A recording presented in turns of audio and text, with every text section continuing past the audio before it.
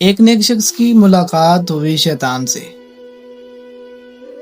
تو نیک شخص شیطان سے کہنے لگا کہ اے ابلیس، میں تیرے جیسا بننا چاہتا ہوں. شیطان بڑا حیران ہوا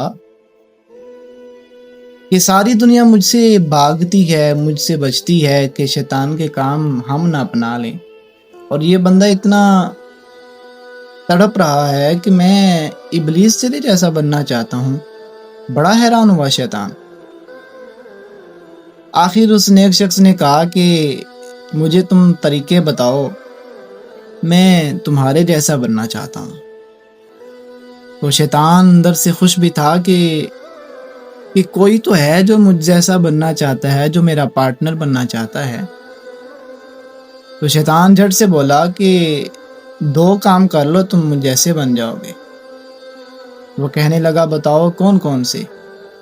تو شیطان نے کہا ایک یہ ہے کہ تم نمازوں میں سستی شروع کر دو، اور نمبر 2 پہ کہا کہ بات بات پہ قسمیں کھاؤ کہ اللہ کی قسم اس طرح ہوا، میں نے یہ کیا، اور ہر بات پہ اس نے کہا کہ تم قسمیں اٹھانا شروع کر دو.